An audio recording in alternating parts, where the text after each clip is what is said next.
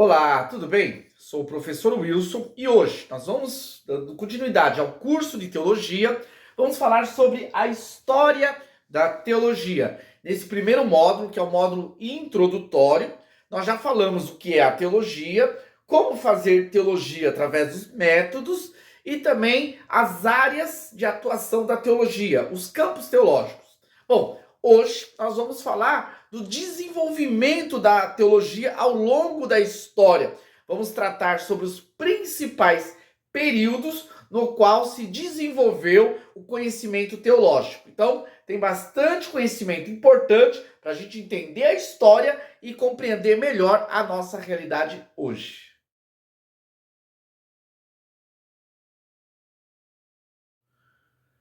Foram vários os períodos importantes de construção teológica.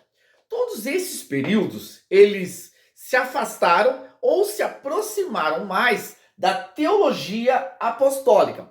Afinal, na teologia apostólica, nós temos a teologia perfeita, que é a teologia de homens que receberam inspiração do Espírito Santo para escrever os textos sagrados.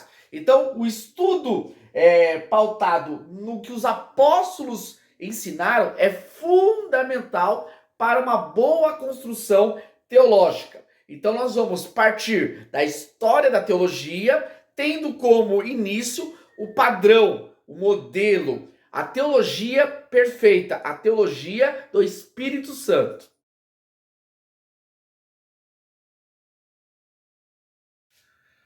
Paulo é considerado o maior teólogo da teologia apostólica. Foi ele que sistematizou o maior número de doutrinas cristãs, analisando a partir da quantidade de livros neotestamentários, vamos ter em Paulo uma maior produção. Paulo não se destaca somente pela quantidade de produção, mas sim pela qualidade. Como perito na lei e também conhecedor da cultura greco-romana, Paulo conseguiu organizar as ideias do evangelho de forma prática, fazendo com que as igrejas da época pudessem ser instruídas a partir da teologia de Paulo. Sobre a teologia paulina, podemos destacar os principais temas abordados. Sobre a natureza humana, Paulo desenvolveu toda uma argumentação lógica e racional para mostrar que o ser humano é pecador, que o ser humano, por natureza, ele não consegue alcançar a graça de Deus, ele não consegue alcançar o evangelho pela sua própria escolha. Nesse caso, Paulo vai mostrar que a depravação total não era exclusividade dos gentios, mas sim também dos judeus, de todos. Esse vai ser um dos pontos importantes e fundamentais para a fundamentação da teologia apostólica. Salvação pela graça e não pelas obras é um termo também muito trabalhado pelo apóstolo, mostrando que o judaísmo, com toda aquela proposta de levar a salvação a partir do cumprimento da lei, era algo impossibilitado para o ser humano. Nesse caso, ele vai mostrar que o judaísmo, ele falhou nesse aspecto, porque o evangelho mostra que o homem por si só não consegue a salvação. Ele necessita da graça de Deus. A salvação não é por aquilo que o homem faz, mas sim por aquilo que Cristo realizou na cruz do Calvário. E pela fé nós alcançamos essa graça, isto é, os méritos, os benefícios da obra de Jesus.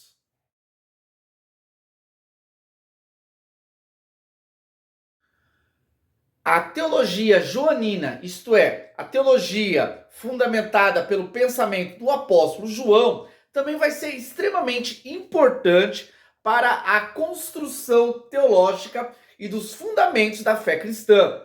João, como apóstolo de Jesus, ele andou lado a lado com o mestre e por isso ele tinha a compreensão da natureza de Jesus. Isto é, Jesus não era um espírito elevado ou uma aparição sobrenatural. Jesus, ele era humano, ele caminhou dia a dia com os apóstolos. Portanto, João, ele vai ser importante para destacar dentro da sua teologia, no conceito de Cristo, a natureza de Jesus. Jesus, ele era humano. Assim como também ele era humano, João foi importante para relatar que Jesus, ele era divino, era o Filho de Deus, o Logos encarnado.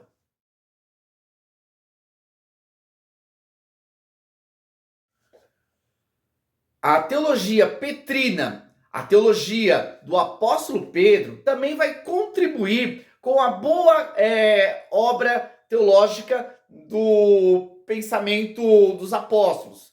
Pedro, ele vai escrever mostrando a postura do cristão diante da perseguição. Ele vai relatar sobre como o cristão deveria tratar em relação às autoridades. Pedro vai destacar nas suas cartas conceitos importantes para a orientação da igreja, para que as comunidades pudessem viver de forma que glorificasse ao Senhor. Nesse caso, nós temos na teologia de Pedro obras pastorais, obras que vão ser importantes para direcionar não somente aquilo que os cristãos deveriam crer, que isso vai ser bem fundamentado pelo apóstolo Paulo e pelo apóstolo João, mas como eles deveriam caminhar, como deveria ser a conduta. É uma teologia mais prática, mas não menos importante que as demais teologias.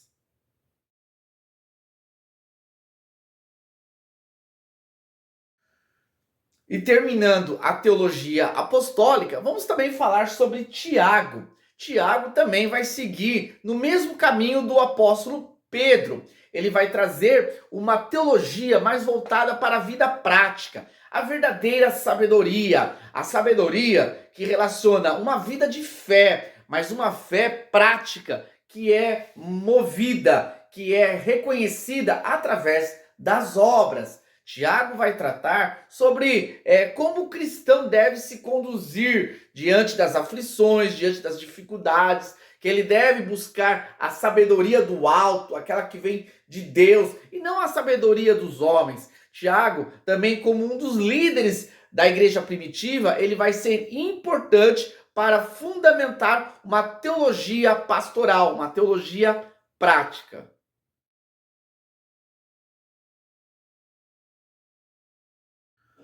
A teologia patrística também é uma teologia extremamente importante, que traz fundamentos que contribuíram para a boa vivência da igreja ao longo da sua história. Na teologia patrística, nós vamos ter o pensamento dos primeiros pais da igreja, aqueles que deram continuidade à pregação do evangelho, à obra de liderança das igrejas depois dos apóstolos. A maioria desses pais da igreja tiveram contato com os apóstolos, foram contemporâneos. Eles também foram importantes porque eles lidaram com um momento diferente da história. Momento este que o evangelho estava sendo pregado já no mundo gentílico, no mundo grego-romano. E ali estava tendo muitos conflitos em relação ao pensamento grego e à fé cristã.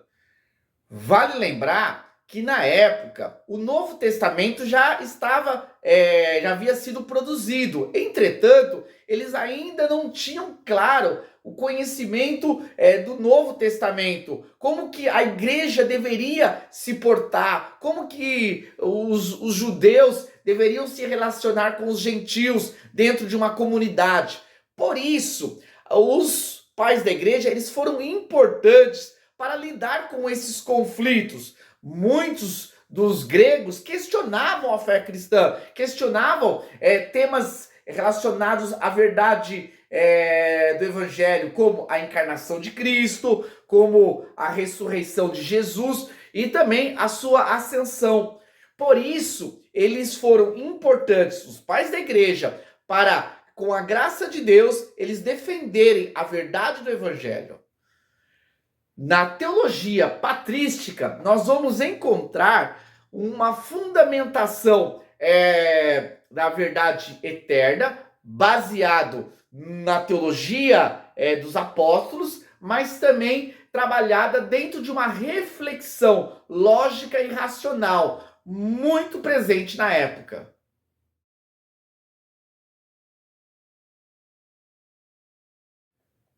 Quinto, sétimo, Florencio Tertuliano.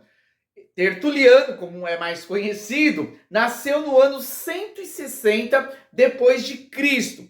Ele foi extremamente importante porque foi dele a base do pensamento da doutrina da Trindade.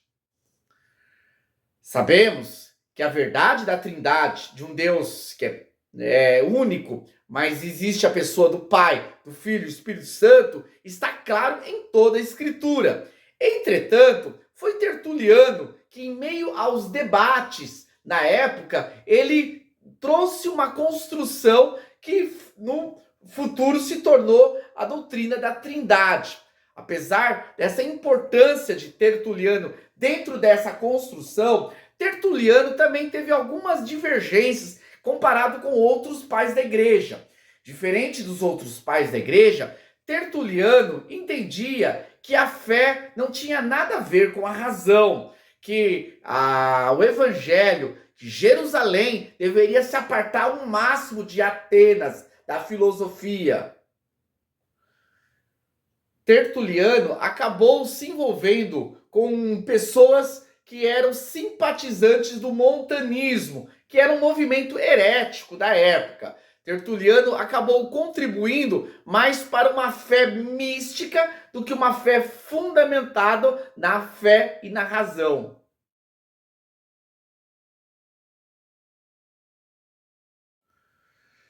Justino Mártir nasceu no ano 100. Justino Mártir, ele vai na contramão de Tertuliano. Ele, que antes de se converter já era um filósofo, entendia a importância da busca do conhecimento partindo da razão, ele encontrou na fé cristã, no evangelho, a filosofia perfeita. A filosofia que tinha como importância problematizar, mas não trazer respostas. Ele vai entender que na fé cristã ele encontrava todas as respostas necessárias para a sua compreensão sobre Deus.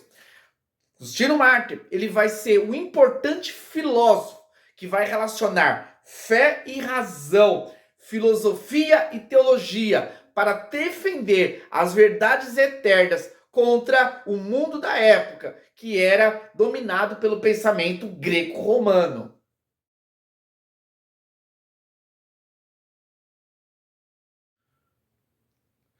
Dando um salto na história, chegamos agora no ano 354 com o nascimento de Agostinho de Hipona.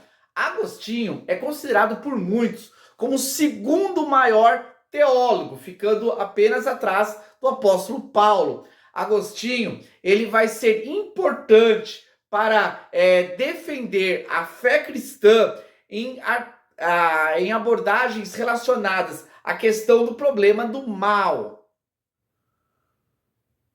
Vale lembrar que Agostinho também vai ser reconhecido na tradição filosófica. Ele vai argumentar de forma filosófica, mostrando que o mal não prova que o caráter de Deus é duvidoso ou que ele não é tão poderoso para destruir o mal, mas mostra que, através do mal que está presente na humanidade, o homem se afastou de Deus. Porque o mal não é uma criação de Deus, mas sim a ausência de Deus por causa do afastamento do homem. Agostinho vai escrever uma importante obra chamada A Cidade de Deus.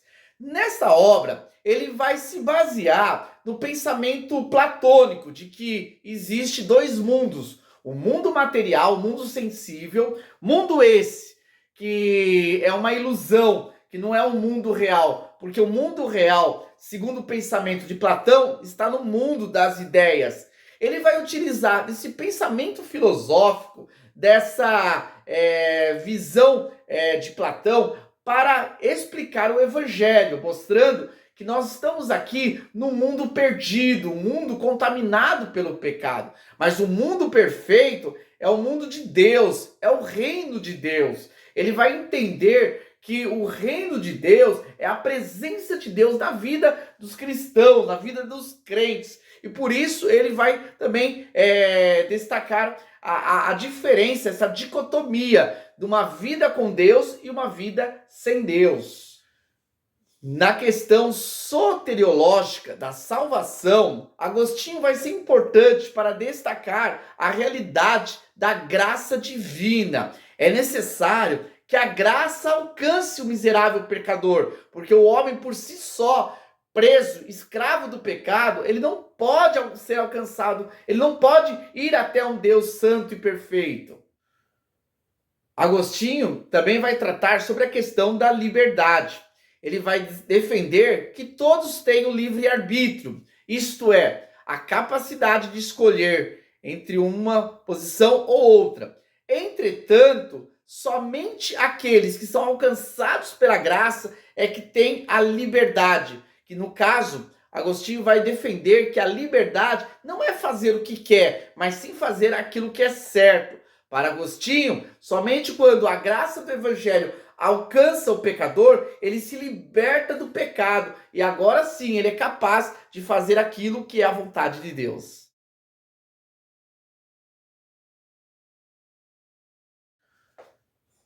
Estamos agora na teologia escolástica. Teologia escolástica, ela faz parte do período da Baixa Idade Média, a partir ali do nono século depois de Cristo.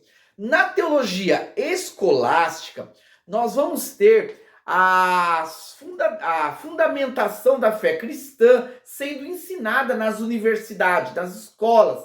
Era uma forma dos líderes católicos propagarem a fé cristã, a fé católica, para o mundo da época e também combater os hereges, aqueles que tinham uma doutrina contrária à fé cristã.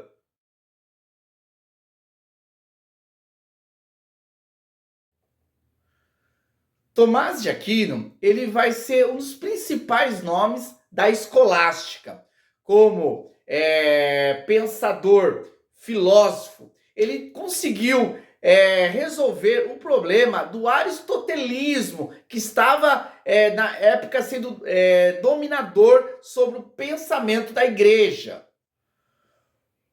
No conceito de Aristóteles, o aristotelismo, a realidade ela não está lá no mundo das ideias ou numa realidade fora desse mundo, mas a verdade está aqui, na própria matéria. Esse pensamento colocou em xeque a doutrina da igreja, a doutrina católica. Tomás de Aquino, ele vai conseguir relacionar o aristotelismo com a fé cristã. Ele vai dizer que a realidade de Deus, ela pode ser realmente compreendida a partir da sua obra criada. Ele vai escrever uma teoria chamada As 5 Vias de Tomás de Aquino, no qual ele usa 5 conceitos de Aristóteles para provar a existência de Deus.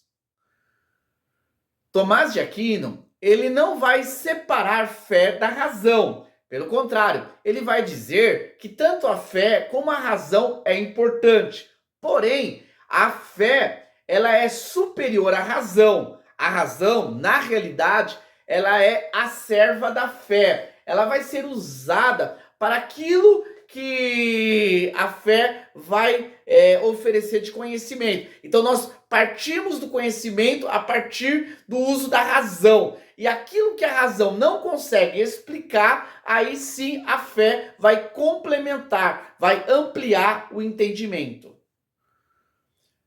Por exemplo, nas 5 vias de Tomás de Aquino, ele está provando que o homem, pelo próprio uso da razão, ele pode compreender Deus. Ele não precisa ter fé, ele não precisa ser convertido ao Evangelho para compreender a existência de Deus. Pelo próprio uso uso da razão, todos vão compreender a realidade de Deus. Porém, a Trindade, que traz algo mais complexo sobre a natureza do divino, só é compreendido pela fé. Isto é, algo que é mais profundo, a razão não é suficiente para explicar. Por isso a importância da fé.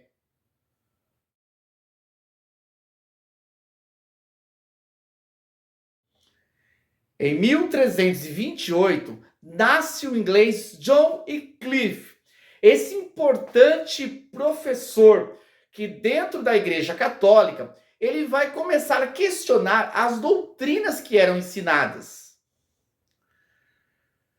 trazendo as pessoas para as escrituras e se afastando das tradições humanas. John Wycliffe vai produzir uma revolução. Ele vai mostrar que as doutrinas verdadeiras, as doutrinas da graça, elas são superiores às tradições criadas pela igreja, como uma forma de sustentar o seu lucro e manter o poder sobre as pessoas. John Wycliffe, ele vai ser considerado um dos pré-reformadores, que são as pessoas que deram início a um processo de reformar a igreja. Processo esse que vai se desenvolver de uma forma mais contundente no século XVI.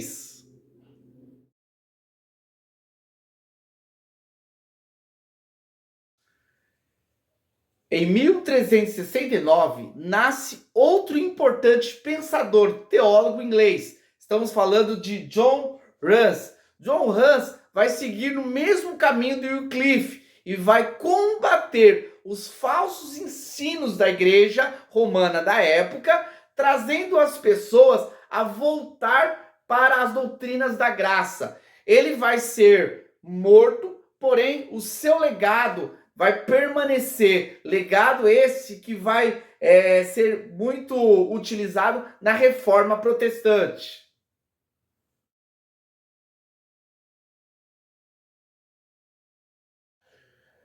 Chegamos agora no período da Idade Moderna, a transição do período medieval com o período moderno.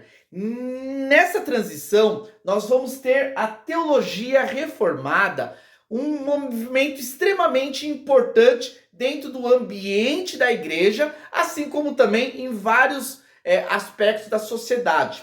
Na teologia reformada, nós vamos ter a estruturação bíblica e teológica dos pensadores. Pensadores esses que protestaram contra os ensinos errados da igreja romana e trouxeram uma nova perspectiva para a igreja. Perspectiva essa nova, porque na época haviam distorcido a verdade, mas essa perspectiva era a mesma perspectiva dos teólogos apostólicos.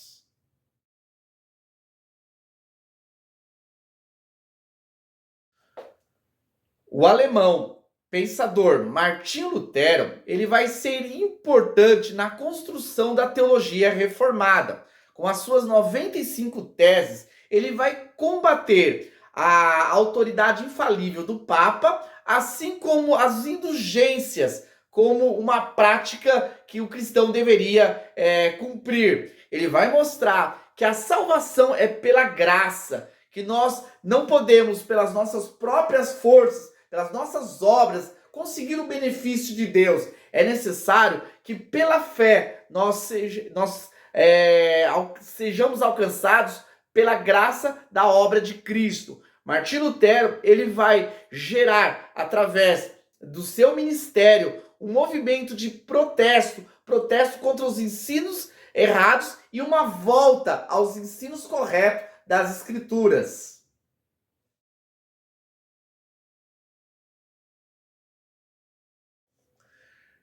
Dando sequência à obra de Lutero, nós temos também João Calvino como um importante teólogo da Reforma. Se Lutero abriu a porta para protestar contra os ensinos errados, é Calvino que vai estabelecer, que vai organizar as doutrinas corretas, as doutrinas da fé reformada.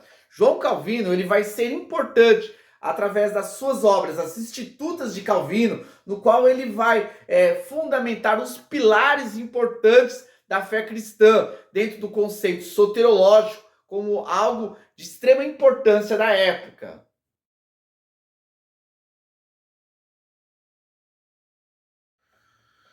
Bom, chegamos agora à teologia contemporânea. A gente viajou aí em vários períodos e agora nós vamos trazer aqui alguns dos principais nomes da teologia da atualidade. Teologia esta que ela é muito controversa, a gente vai ter aí várias vertentes, né, do pensamento teológico, mas eu vou destacar alguns que foram importantes para a preservação da boa doutrina.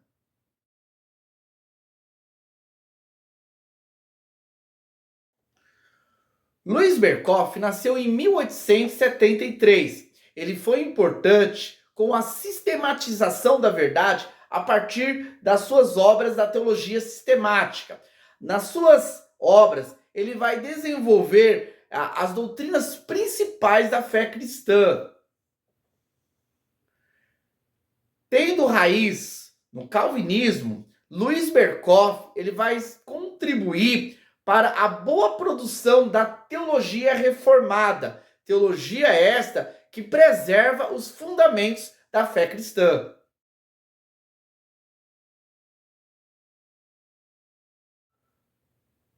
Não poderia deixar de citar Russell Shedd, do qual eu tive o privilégio de ser aluno e poder conversar com ele pessoalmente.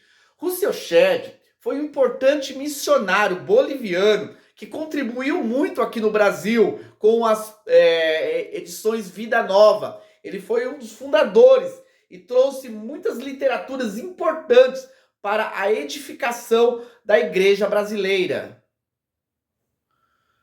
Russell Shedd contribuiu, além das doutrinas sistemáticas, ele foi importante também nos comentários bíblicos, especialista no Novo Testamento. Ele escreveu a Bíblia do Shedd, Bíblia essa que traz comentários importantes para a edificação dos cristãos.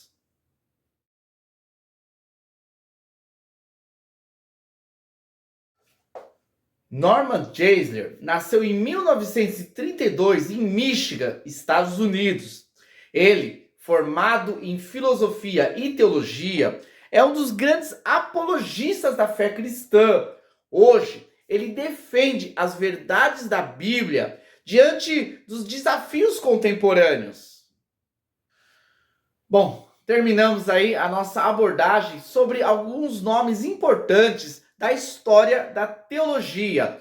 Claro que o que esses homens fizeram e as suas obras foram muito mais daquilo que foi abordado nesse vídeo. Entretanto, o objetivo desse conteúdo foi mostrar algumas fontes importantes que deixaram seu legado para a boa construção teológica. Espero que vocês tenham curtido esse conteúdo, que esse conhecimento histórico possa ter ampliado o entendimento de vocês sobre a nossa realidade de hoje. E na sequência vamos aí dar continuidade ao próximo módulo de teologia. Nós vamos tratar sobre a teontologia, sobre a realidade e a natureza de Deus. Aguardo vocês para o nosso próximo vídeo. Até mais!